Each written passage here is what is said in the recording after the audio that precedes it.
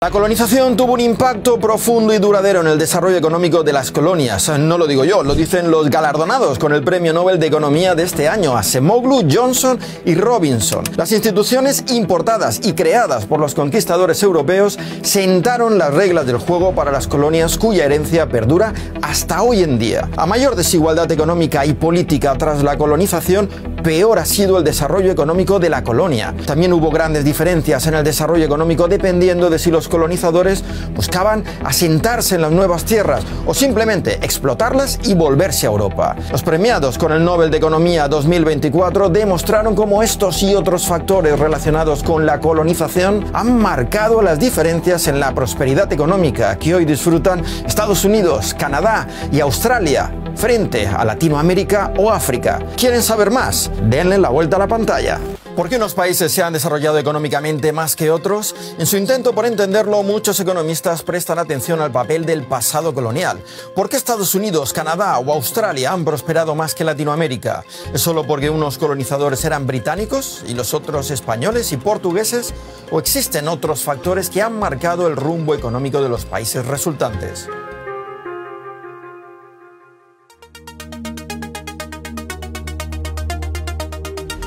El desigual desarrollo económico de los países es una de las grandes incógnitas de nuestro tiempo. Existe mucha literatura al respecto y no todos los autores están de acuerdo, pero lo que sí parece estar cada vez más claro es que la colonización tuvo un rol bastante influyente en el devenir de los países colonizados. Aquí nos estamos metiendo en uno de los grandes misterios de la ciencia económica, y no lo digo en broma. El desarrollo económico es de los grandes misterios económicos, ¿no? ¿Por qué los países se desarrollan? ¿Por qué unos sí? ¿Por qué otros no? ¿Por qué unos más rápido? ¿Por qué otros más lentos? Mira, el primer libro de la ciencia económica moderna es el libro La riqueza de las naciones de Adam Smith, de 1776, si no me equivoco, y justamente él analiza por qué unos países sí se desarrollan y otros no se desarrollan. Así que el desarrollo económico es uno de los grandes misterios y uno de los temas más apasionantes de la ciencia económica. Los últimos galardonados con el Premio Nobel de Economía, Acemoglu, Johnson y Robinson, estudiaron cómo los distintos tipos de colonización han influido en la prosperidad económica de los países colonizados. Muchos son los factores antes, durante y después de la colonización que han favorecido el desarrollo económico o, por el contrario, lo han impedido. El público quiere tratar de tener una explicación como única y tratar de decir cuál es la más importante, etcétera. Pero claramente los determinantes de la colonización sobre el desarrollo de largo plazo están muy relacionados con una combinación de factores que son la geografía, obviamente, el lugar, las características del lugar donde se asientan los colonizadores. Y eso está conectado a su vez con el tipo de poblamiento que había antes de llegar los colonizadores. Y posteriormente también hay un elemento que no se puede despreciar, que tiene mucho que ver con, digamos, un contexto internacional y como los incentivos del desarrollo del contexto internacional. Entonces, creo que hay una serie de factores que se combinan. Hasta ahora se pensaba que la ubicación de las colonias españolas estaba relacionada únicamente con la riqueza mineral, pero cada vez más autores piensan que el factor determinante de la localización de estos centros coloniales tiene que ver con la complejidad de las sociedades indígenas. Las regiones densamente pobladas, con instituciones complejas como el Imperio Azteca o el Inca, facilitaban la explotación de mano de obra. Y es que a las poblaciones colonizadas, acostumbradas a un esquema jerárquico, les era más natural someterse a la explotación bajo otro jefe que a las poblaciones donde no existía esta jerarquía. Esto es precisamente lo que ocurría en el Cono Sur, donde habitaban pequeñas poblaciones de cazadores y recolectores en un vasto territorio sin ningún tipo de interés para los conquistadores. La marca más visible está en América Hispánica por lo que fue el desarrollo de la Nueva España, de lo que es hoy México, que fue el territorio donde se encontró una población más densa, con un mayor desarrollo incluso de formas urbanas, de mercados, etcétera. Eso es indudable, que hace de Nueva España y de México un territorio con un nivel de desarrollo y con unas, digamos, un punto de partida para el desarrollo moderno muy diferente a lugares donde no lo era, por ejemplo el sur de Sudamérica, los países como lo que es hoy Argentina, Uruguay, el sur del continente más hacia la Patagonia, incluso Chile. Es decir, lugares como México, Perú o Bolivia, donde existían grandes imperios precolombinos, vieron florecer su economía durante la primera época colonial, mientras que el cono sur, Estados Unidos o Canadá, ampliamente despoblados y con una baja estructura social, se desarrollaron más a partir del siglo XIX, con unos colonizadores muy distintos a los llegados 3 siglos atrás, con intención de quedarse y no solamente de llevarse los recursos a Europa. Y esto, sin duda, favoreció su desarrollo a largo plazo. Los distintos tipos de colonizadores, su procedencia, sus intenciones y el momento de la colonización tuvieron también una gran influencia en el desarrollo económico posterior de las colonias. Es muy distinto ser colonizado por Portugal o por España o por Inglaterra o por Holanda, incluso por países que llegaron tardíamente a ser colonizadores como Alemania o Bélgica. Incluso es distinto ser colonizado por la España de los Habsburgo que por la España de los Borbones, porque cada uno tenía una visión diferente del mundo, y obviamente es distinto ser colonizado por una potencia que lo que busca es trasladar población o por una población específica que lo que busca es una nueva patria, o ser colonizado por una potencia que lo que busca es simplemente facilitar su comercio o obtener rápidas ganancias en industrias extractivas, ese tipo de cosas. Según los galardonados con el Nobel de Economía, los colonizadores que buscan únicamente explotar la riqueza de sus colonias influyen negativamente en el desarrollo económico de las mismas, mientras que los colonizadores que buscan una nueva patria dan como resultado un desarrollo económico a largo plazo mucho más próspero. En el primer caso tendríamos al continente africano, donde a excepción de Sudáfrica, los conquistadores europeos nunca tuvieron la intención de quedarse, mientras que en Australia, Nueva Zelanda o Estados Unidos y Canadá, los europeos se asentaron desde el principio. El deseo de asentamiento y el deseo de instalarse en el lugar, y eso probablemente es lo que más influye, más que la cultura, la religión, las reglas del juego que ya traían o las instituciones que traían de los países anglosajones. Yo sé que la literatura tiene mucha discusión, pero es mi punto de vista. Obviamente eso va a influir muchísimo.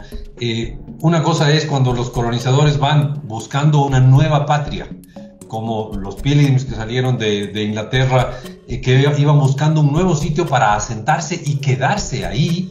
Y eso va a ser muy distinto que alguien que simplemente llega pues buscando minas para enriquecerse rápidamente y salir lo antes posible. Y además de las intenciones de los colonizadores, existe un elemento importado por los conquistadores que, según los premiados con el Nobel de Economía de este año, es primordial para el futuro desarrollo de las colonias. Nos referimos a las instituciones, a las reglas del juego que van a regir en los países resultantes y que van a tener una gran influencia a largo plazo, incluso hasta hoy en día.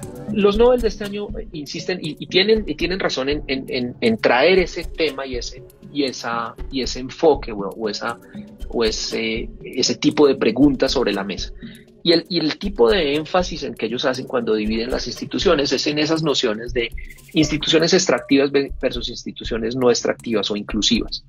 Y generalmente lo que está detrás de esa definición es fundamentalmente las reglas de dos tipos de derechos. Uno, los derechos de propiedad, es decir, quién podía, por ejemplo, poner un negocio, apropiarse de la tierra, como si existía un mercado de tierras libre. Y la otra dimensión que ellos le dan mucha importancia para diferenciar lo inclusivo de lo extractivo es la dimensión política. Las instituciones a nivel político son extractivas o no inclusivas cuando son instituciones que no le permiten a una buena parte de la población ocupar el poder, digamos, o tener influencia sobre la toma de decisiones. No hace falta que les diga que en el caso de América Latina y Caribe, las instituciones creadas por los colonizadores europeos fueron, tanto política como económicamente hablando, extractivistas. Ni los derechos de hacer negocios, ni los derechos de propiedad de la tierra eran incluyentes para los los indígenas. Mientras que en la mayoría de las colonias norteamericanas, estas instituciones fueron mucho más inclusivas y liberales, al menos, eso sí, entre la población colonizadora. Esto les dio a estas regiones mayor autonomía política, confiriendo lugares menos segregados y menos desiguales. Ya que la mayoría de los expertos está de acuerdo, la desigualdad fue uno de los factores que más influyó en la prosperidad de los países colonizados, y lo sigue haciendo. Una sociedad desigual tiende a generarte gobiernos en los cuales no se coopera y que no son espacios de solución de conflictos, sino más bien de evitar que el otro vaya a abusar de ti. No son espacios para avanzar, sino para evitar que pase alguna otra cosa. Una sociedad en la cual si tú naces pobre, estás casi convencido que estás condenado a morir pobre, es muy distinta que una sociedad en la cual si tú naces pobre, sabes que hay una igualdad de oportunidades que te permitiría avanzar y sabes que si es que una persona nació rica, si no tiene un comportamiento sensato en su vida va a terminar siendo pobre. Eso es una sociedad muy distinta en la cual va a haber una competencia muy sana, además, para mantener la riqueza, para lograr riqueza. En el caso del continente americano tenemos 3 tipos de colonias según la desigualdad en los primeros momentos coloniales. La primera categoría incluye a las colonias del tipo fundado en el Caribe, noreste de Brasil y sur de los Estados Unidos actuales. El clima y la naturaleza del suelo se prestaron al cultivo de azúcar, café, tabaco, algodón, cultivos de alta rentabilidad comercial en ese momento, bajo el sistema de grandes plantaciones con mano de obra esclava. Un sistema que induce a desigualdades extremas, que crea instituciones que protegen los privilegios de las élites europeas, pero que privan a la mayoría de la población de origen africano de los derechos civiles y económicos. Más de 5 millones de esclavos africanos sin ningún tipo de derechos fueron embarcados hacia estos territorios desde 1492 hasta 1800. Reino Unido, Francia, Portugal y Holanda controlaban el mercado transatlántico de esclavos. Este tipo de asentamiento es muy hostil al crecimiento económico a largo plazo.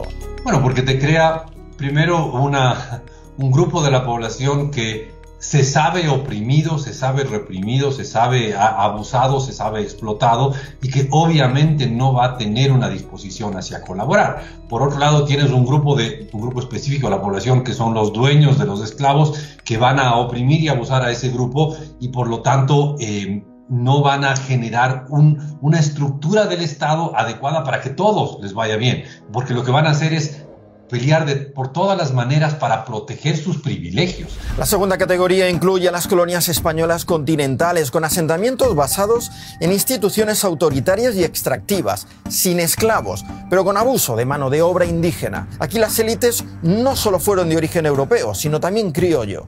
La desigualdad era elevada, pero sin llegar al extremo del caso anterior. Y por último tenemos a las colonias situadas en el noreste de los actuales Estados Unidos y Canadá, básicamente basadas en pequeños asentamientos familiares y agrícolas, sin saqueo de metales preciosos, pero donde la mayoría de la población indígena fue expulsada o exterminada. Esto llevó a crear instituciones menos autoritarias y menos desiguales, que favorecieron políticas orientadas al crecimiento con un mayor potencial de desarrollo, aunque solo las disfrutaron los colonos europeos. En resumen, no existe una fórmula o ecuación que nos explique por qué unas colonias se han desarrollado más rápido o de manera más próspera que otras, pero sí podemos afirmar que las estructuras e instituciones precoloniales, así como las que los colonizadores importaron y crearon, jugaron un papel fundamental en el desarrollo económico de estos países. ¿Cuál es su opinión al respecto? Estoy deseando leer sus comentarios.